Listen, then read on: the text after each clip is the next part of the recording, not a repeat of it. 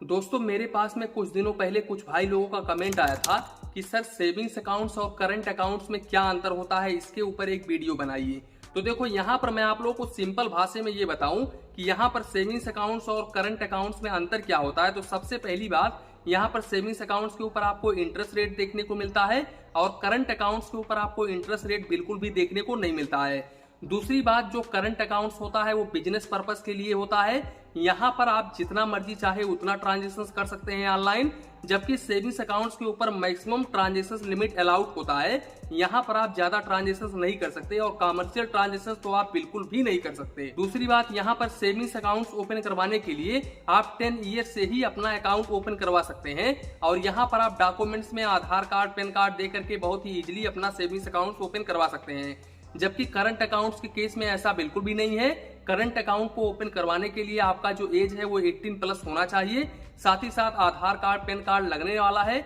इसके साथ साथ दोस्तों आपका जो भी बिजनेस है उस बिजनेस का एक सर्टिफिकेट होना चाहिए। अगर आपके पास में जीएसटी सर्टिफिकेट होता है तब भी ये अकाउंट ओपन हो जाता है। तो थोड़ा सा ये डिफरेंसेस भी हो जाता है। इसके अलावा अगर हम मिनिमम बैलेंस को लेकर के बात करें तो ऐसे काफी सारे बैंक हैं जो कि आपको जीरो बैलेंस सेविंग्स अकाउंट भी ऑफर करते हैं, लेकिन भाई साहब करंट अकाउंट्स पर आपको मिनिमम बैलेंस मेंटेन करना ही करना पड़ता है और यहाँ पर आपको मिनिमम 5,000 रुपए से ही मिनिमम बैलेंस स्टार्ट हो जाता है करंट अकाउंट्स में।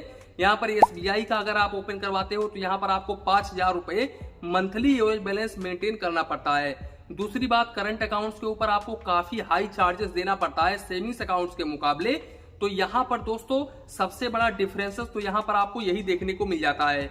दूसरी बात, अगर हम एटीएम कार्ड को लेकर के बात करें तो भाई साहब देखो, यहाँ पर सेविंग्स अकाउंट्स के ऊपर आपको नॉर्मल डेबिट कार्ड देखने को मिल जाता है। हालांकि अगर आप कोई बड़ा डेबिट कार्ड नहीं लेते हो तो आपको नॉर्मल डेबिट कार्ड देखने को मिल जाता है और डेबिट कार्ड के ऊपर आपको अक्रॉस 200 रुपए प्लस जीएसटी से लेकर के 250 रुपए प्लस जीएसटी तक चार्जेस देना पड़ता है। जबकि करंट अकाउंट के केस में ऐसा बिल्कुल भी नहीं होता।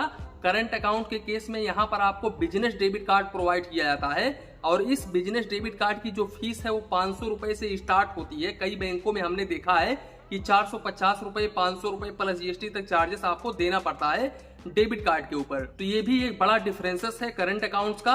अब दूसरी बात, अगर हम चेकबुक को लेकर के बात करें तो देखो, यहाँ पर मैं किसी भी बैंक को उठा लूं, यहाँ पर आपको ज्यादा से ज्यादा 20 पेज से लेकर के 30 पेज तक का ही चेकबुक देखने को मिलता है पर फाइनेंशियल ईयर, बिल्कुल फ्री ऑफ कॉस्ट में। वहीं पर करंट अकाउंट्स पर हमने देखा है कि यहाँ पर मंथली आपको 50 पेज का चेकबुक फ्री में देखने को मिल जाता है। तो ये काफी अच्छी बात होती है करंट अकाउंट की। तो दोस्तों देखो, करंट अकाउंट्स के ऊपर फीचर्स तो आपको काफी ज्यादा देखने को मिलता है। यहाँ पर आप ट्रांजेक्शन जितना मर्जी चाहे उतना कर सकते हो। हालांकि यहाँ पर भी करंट अकाउंट्स के ऊपर भी लिमिट होता है, ऐसा नहीं है कि नहीं लिमिट होता है। आप ऐसा नहीं है कि आप जितना मर्जी चाहे उतना कैश डिपॉजिट कर सकते हो, जितना मर्जी चाहे आप उतना कैश विड्रॉवल कर सकते हो, ऐसा बिल्कुल भी नहीं है। यहाँ पर भी लिमिट है, लेकिन सेविंग्स अकाउंट्स के मुकाबले करंट अकाउंट्स के ऊपर काफी ज्यादा लिमिट होता है। और यहाँ पर तो भाई साहब आप ऑनलाइन ट्रांजेक्शन तो जितना मर्जी उतना करो, आपको कोई भी दिक्कत परेशानी नहीं होगी अगर आपका करंट अकाउंट है तो दोस्तों सिंपल भाषा में अगर हम ये देखें तो देखो, सेविंग्स अकाउंट्स के ऊपर आपको इंटरेस्ट रेट देखने को मिलता है, करंट अकाउंट्स के ऊपर इंटरेस्ट रेट देखने को नहीं मिलता है। इसके अलावा सेविंग्स अकाउंट्स के मुकाबले करंट अकाउंट से आप जितना मर्जी चाहे उतना ट्रांजेक्शन कर सकते हैं। इसके अलावा करंट अकाउंट से आप जितना मर्जी चाहे कैश डिपॉजिट कर सकते हैं, विड्रॉवल कर सकते हैं। यहाँ पर लिमिट तो होता है, लेकिन आप जितना मर्जी चाहे उतना कर सकते हैं। इसके अलावा चेकबुक ज्यादा देखने को मिल जाता है। एटीएम कार्ड के ऊपर आपको भले ही चार्जेस ज्यादा देना पड़ता है, लेकिन यहाँ पर भाई साहब आपको लिमिट ज्यादा देखने को मिल जाता है। तो दोस्तों यही डिफरेंसेस होता है इन दोनों ही सेविंग्स अकाउंट्स और करंट अकाउंट्स में, बाकी कुछ भी नहीं होता है। इसके अलावा दोस्तों जो करंट अकाउंट्स है वो बेसिकली ज्यादा ट्रांजेक्शंस के लिए ही बनाया गया है, बिजनेस पर्पस के लिए ही बनाया गया है। जबकि जो सेविंग्स अकाउंट्स है वो भाई साहब आपका जो सेविंग्स होता है वो रखने के लिए बनाया गया है। तो यहाँ पर आपको इंटरेस्ट रेट देखने को मिलता है। तो यहाँ पर इन दोनों सेविंग्स अकाउंट्स और करंट अकाउंट्स में यही डिफरेंसेस होता है, बाकी कुछ भी नहीं होता है। तो दोस्तों आज का वीडियो यहीं तक था, यहीं पर वीडियो को एंड करते हैं। वीडियो पसंद आया हो तो प्लीज वीडियो को एक लाइक करिए और अपने चैनल फाइनेंस बैंकिंग को सब्सक्राइब करिए। मन में कुछ डाउट हो, कंफ्यूजन हो तो प्लीज कमेंट करिए। धन्यवाद, मिलते हैं नेक्स्ट वीडियो में।